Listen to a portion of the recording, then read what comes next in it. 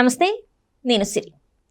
బాలకృష్ణ గారి కుమారుడు సినిమా ఎప్పుడు వస్తుందా అని చెప్పేసి అందరూ ఎదురు చూస్తున్నారు. అయితే మొన్న చూసినట్టయితే తన బర్త్డే మోక్షజ్ఞ బర్త్డే రోజు అయితే సినిమా వస్తుంది, ప్రశాంత్ వర్మ దాన్ని డైరెక్ట్ చేస్తున్నారు అని చెప్పేసి చాలా వార్తలు అయితే వచ్చాయి. మా ప్రశాంత్ వర్మ కూడా ఏదైతే ఒక పోస్ట్ ఉంటుందో దాన్ని కూడా రిలీజ్ చేయడం జరిగింది, ఆయన ఫొటోస్ని కూడా రిలీజ్ చేయడం జరిగింది. కానీ ఇప్పుడు అనూహ్యంగా ప్రశాంత్ వర్మ ఈ సినిమా నుంచి తప్పుకుంటున్నారు. ఆయన ప్లేస్లో కల్కి డైరెక్టర్ ఎవరైతే ఉన్నారో నాగశ్విన్ గారు వస్తున్నట్టు మరి వార్తలు అయితే వస్తున్నాయి. ఇందులో ఎంతవరకు వాస్తవం ఉంది ఏంటి అనే అంశాన్ని మనకు వివరించడానికి మనతో పాటు ఉన్నారు ప్రముఖ సినీ క్రిటిక్, సీనియర్ జర్నలిస్ట్ జగదేవ్ గారు. నమస్కారం సార్. నమస్తే సార్. ఇప్పుడు చూస్తుంటే మోక్షజ్ఞ సినిమా ఎప్పుడెప్పుడు వస్తుందా అని చెప్పేసి అంటే నందమూరి ఫ్యాన్స్ అందరు ఎదురు చూస్తున్న టైం, అంటే ఎప్పుడో రావాల్సింది ఇంకా రాలేదు, సరే ఇప్పటికైనా వస్తున్నారు అనుకున్న టైంలో మళ్ళీ ఇప్పుడు దాని డైరెక్టర్ మారిపోవడం, ప్రశాంత్ వర్మ గారు చేయట్లేదు, అశ్విని దత్ గారు రీప్లేస్ అవుతున్నారు అని చెప్పేసి వార్తలు వస్తున్నాయి. ఇందులో ఎంతవరకు వాస్తవం ఉంది సార్? అశ్విని దత్ గారు కాదమ్మా, అశ్విని దత్ గారి అల్లుడు రీప్లేస్ అవుతున్నారు. నాగశ్వినికి ఒక మంచి ట్రాక్ రికార్డ్ అవుతుంది కదా, మహానటి, బ్లాక్ బాస్టర్, తర్వాత ఫస్ట్ ఏంటది ఎవడే సుబ్రహ్మణ్యం కాన్సెప్ట్ కూడా అసలు విజయ్ దేవరకొండకి ఒక లైఫ్. తర్వాత నాని కెరీర్లో కూడా అదొక మైల్ డ్రైవ్, డిఫరెంట్గా ఉంటుంది మూవీ కూడా మీరు చూస్తే అబ్జర్వ్ చేస్తే. సో అట్లాంటి డిఫరెంట్ కాన్సెప్ట్స్తో వచ్చిన నాగశ్విన్కి రీసెంట్గా ప్రపంచం గర్వించదగ్గ మూవీ కల్కి, అంటే ఒక విధంగా ఆ రేంజ్లోకి తీసుకెళ్లారు కదా. అంటే భారీ కాస్టింగ్తో డైరెక్ట్ చేయించడం చాలా చిన్న ఆర్ట్ కాదు. ఎందుకంటే ఒకసారి ఎవరో ఇంటర్వ్యూలో కూడా చెప్పారనమాట, అనిల్ రావిపూడి ఈ మధ్యకాలంలో F3 చేసినప్పుడు, F3 కానీ F2 కానీ వరుసగా అంటే యూనిట్ వ్యాన్ల కన్నా క్యారవాన్లు ఎక్కువ ఉన్నాయంట. ఎందుకంటే అందరూ సీనియర్ ఆర్టిస్టులు, ఫేమ్ ఉన్న ఆర్టిస్టులే కదా. వెంకటేష్ గారు, వరుణ్ తేజ్ గారు, ప్రకాష్ రాజు, హీరోయిన్లు తమన్నా, అందరూ పెద్ద పెద్ద ఆర్టిస్టులు ఉండడం వల్ల అంతమందిని హ్యాండిల్ చేయడం చాలా కష్టం. అది ఎవరికి సాధ్యమయ్యేది? ఓ రాఘవేంద్ర గారు, దాసరి నారాయణ గారు, అప్పుడు వాళ్ళు కోదండరామరెడ్డి గారు, ఇట్లాంటి వాళ్ళు పెద్ద పెద్ద వాళ్ళు కాబట్టి వాళ్ళు ఒక రేంజ్లో కమాండ్ చేయగలిగేవారంట. ఇప్పుడు వాళ్ళు అసలు అంతగా కమాండ్ చేయగలుగుతారా లేదా అనేది గొప్ప విషయం. సో అనిల్ రావిపూడి ఆ మైల్ డ్రైవ్ దాటేశారు అని చెప్పి ఎక్కడో ఒక ఇంటర్వ్యూలో చూశాను. గ్రేట్ అనిపించింది కదా. అనిల్ రావిపూడి గారి ఆయన వయసుకి మించిన ఆర్టిస్టులతో కూడా చేయడం అనేది కత్తి మీద స్వామి. అయితే ఇక్కడ మరలా ఈయన నాగశ్విని కూడా కల్కికి ఒకసారి మనం అబ్జర్వ్ చేస్తే Amitabh Bachchan, Asian biggest star, Kamal Haasan, భారతదేశమే గర్వించదగ్గ, నాకు తెలిసి మొట్టమొదటి పాన్ ఇండియా కాన్సెప్ట్ వచ్చిందే కమల్ హాసన్ గారితో. అటువంటి నటుడు. అంటే మిగతా అందరూ ప్రాంతీయంగా హీరోలుగా చెప్పుకుంటారేమో కానీ కమల్ హాసన్ అంటే ఒక భాషకు చెందిన హీరో కాదు, ఆయన భారతదేశానికి చెందిన హీరో నటుడు కదా. సో అలాంటి కమల్ హాసన్ గారు, పైగా the biggest rebel star Prabhas before Baahubali, after Baahubali కదా అంతా కూడా. అటువంటి అంత పెద్ద దీపికా పదుకునే, ఆమె బిగ్గెస్ట్ బాలీవుడ్ స్టార్ హీరోయిన్. ఇట్లా ఎంతమందిని ఒక దగ్గరికి చేర్చి వాళ్ళని డైరెక్ట్ చేయడము, వాళ్ళకి యాక్షన్ చెప్పడము, సార్ బాగాలేదు ఇది ఇంకోసారి చేద్దాం అంటే ఎంత ఇదిగా ఉంటుందో. ఇప్పుడు అమితాబ్ ఉన్నారు, ఆయన ఏదైనా సూపర్ చేస్తాడు. కమల్ హాసన్ ఉన్నాడు, ఆయన సింగిల్ టేక్ ఆర్టిస్టు. ప్రభాస్, వీళ్ళందరూ కూడా సార్ వన్ మోర్ సార్ అని చెప్పాలంటే ఎంత గట్స్ ఉండాలమ్మా, ఎంత మెగా మైక్ పట్టుకున్నా కూడా. సో అటువంటి సత్తా ఉన్న డైరెక్టర్ అని నాగశ్విన్ కల్కితో ప్రూవ్ అయిపోయారు. ఇంకా రాజమౌళి అంటే ఆల్రెడీ గుర్తింపు పొందిన డైరెక్టర్, పక్కన పెట్టండి.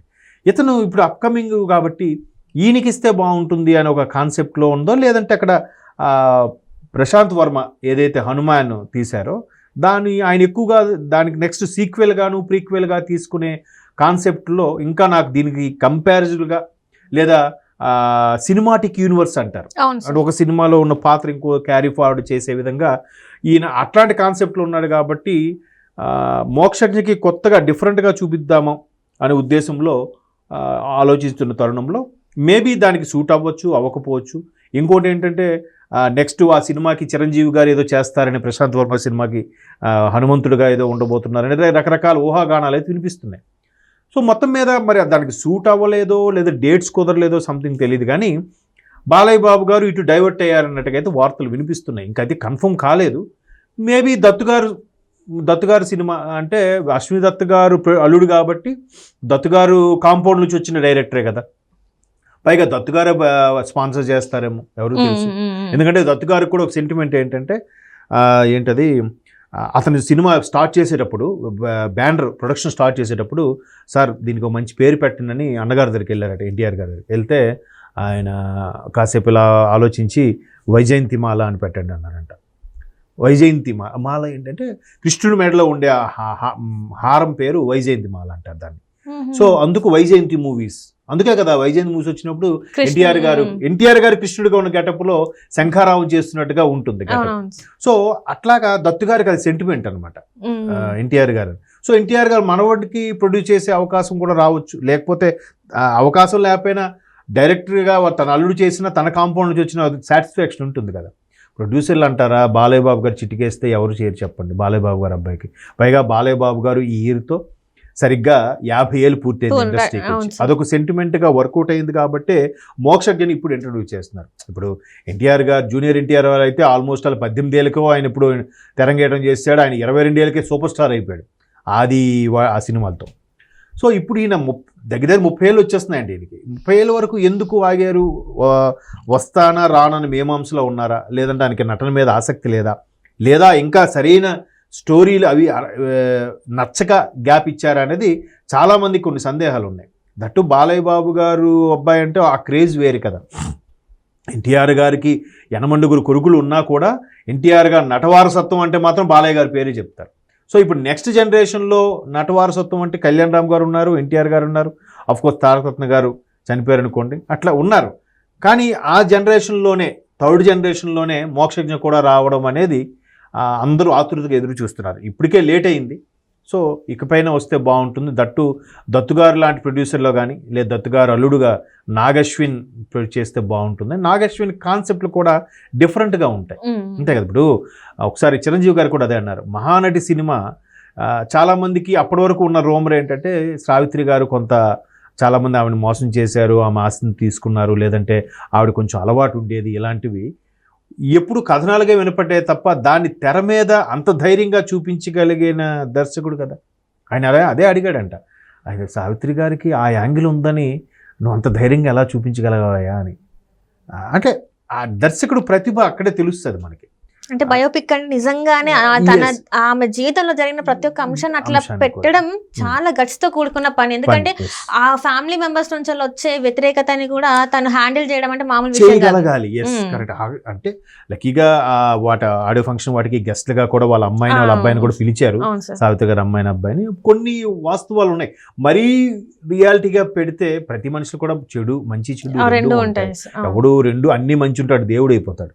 సో అటువంటి చెడును కూడా మీరు అన్నట్టు ధైర్యంగా చూపించగలగడం, లేదంటే ఆమె అభిమానుల నుంచి ఏమైనా వ్యతిరేకత రావచ్చు, లేదా విమర్శకులు ఇవాళ రేపు సోషల్ మీడియాలో ఎలా ఉంది, నీకేం తెలుసురా ఆ మహానటి గురించి, ఎందుకురా ఇప్పుడు మీరు ఆవిడ ఇమేజ్ని చెడగొడతాడు. ఆల్రెడీ రాజమౌళి గారు కూడా ఆ స్టేజ్ మీదనే ఎలా అన్నారంటే గణేష్ గారే అలవాటు చేశారు మీరు అని చెప్పేసి ఎలా చూపెట్టావు నువ్వు అని చెప్పేసి కూడా స్టేజ్ మీద అడిగారు.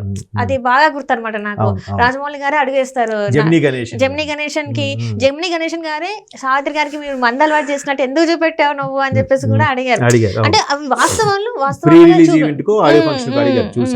సేమ్ అది. సో అంటే రాజమౌళి గారు అటువంటి వాళ్ళని అంత పెద్ద దర్శకులే ఆలోచింప చేసేలాగా డైరెక్షన్ చేశాడంటే పైగా ఆయన అంటే ఎప్పుడు కూడా తన సినిమాలో మాట్లాడే తప్ప తన ఎక్కడ మాట్లాడు. ఈవెన్ వాళ్ళ మిస్సెస్ దత్తుగారు అమ్మాయి మాట్లాడుతుందేమో కానీ ఈయన ఎక్కడ మాట్లాడు. చాలా సింపుల్గా, చాలా ఒబీడియంట్గా ఉంటాడు ఆయన. మేబీ చాలా మందికి ఆయనకు పిలుస్తూ ఉంటారట చీఫ్ గెస్ట్ గారు అమ్మని. మొన్న దేనికో ఒకదానికి వచ్చినట్టున్నాడు కానీ అసలు ఎక్కడ బయటికి రాడంట. ఈవెన్ అదేంటది ముగ్గురు వచ్చాయి కదండి మన నవీన్ పోలిశెట్టి సినిమా జాతిరత్నాలు కూడా భలే ఉంది. ఇది ఆయన విడిపించాడు అని అంటే అందులో ఇంత స్టోరీయే లేదంటే స్టోరీ ఉండదు, ఇది చెయ్యండి బాగుంటుంది, జనాలు కనెక్ట్ అవుతుంది, ఓన్లీ జోక్స్తోనే సినిమా వెళ్ళాలి అన్నట్టు కూడా చెప్పాడండి. ఈయన అవుట్పుట్ ఇదే, గైడెన్సు అది చెప్పడం ఈయనదే. బట్ అక్కడ అనుదీప్ దాన్ని క్యాచ్ చేసి ఆయన నిజ జీవితంలో ఉన్న జోక్స్ అన్ని పెట్టడం, అది బ్లాక్ బాస్టర్ అయిపోయింది. అంటే అది ఏది జనాలకి నచ్చుతుంది, ఏది ఇది ఉంటుంది, ఆ పల్స్ తెలియాలి కదా. సో ఇప్పుడు కూడా మోక్షజ్ఞని ఫస్ట్ మూవీ అని రొటీన్గా కాకుండా డిఫరెంట్గా చూపించగలగాలి, అందరూ యాక్సెప్ట్ చేసేలా చూపించగలగాలంటే ఏంటి. సో అశ్వినికి ప్రాజెక్ట్ వెళ్తున్నా కూడా బాగానే ఉంటుందని నాకు ఒక అంటే ఇప్పుడు అభిప్రాయం. సినిమా కూడా ఏంటంటే ఆదిత్య 369 కి సీక్వెల్ గా రాబోతుంది, ఆదిత్య 999 మ్యాక్స్ అని చెప్పేసి అందులో కూడా బాలకృష్ణ గారు ఉంటారని చెప్పేసి కొన్ని వార్తలు కూడా వచ్చాయి. మరి అది ఎంతవరకు వాస్తవం ఉంటుంది ఏమో చెప్పలేం. అది మరి సంగీతం గారు చెప్పాలి. సంగీతం గారు ఇన్పుట్స్ కూడా మనం తీసుకున్నారట కలికిలో కూడా. అంత ఇది చేసినప్పుడు కూడా సంగీతం శ్రీనివాస గారు గ్రేట్ దర్శకులు, ఆయన ఇన్పుట్స్ కూడా కొన్ని తీసుకున్నారట సెట్లు వేయడానికి గట్రా. మేబీ ఆయన గైడెన్స్తో మళ్ళీ చేసినా ఆశ్చర్యపోనక్కర్లేదు. బట్ ఫస్ట్ సినిమాకి అయితే అది చేయరు. నెక్స్ట్ రెండో ప్రాజెక్టు మూడో ప్రాజెక్టులో అయితే ఆ కాన్సెప్ట్ ఉందట, ఆదిత్య 999 అని చేయాలని ఉంది. చూద్దాం మరి ఎప్పటికి. Right sir, thank you so much sir. Thanks.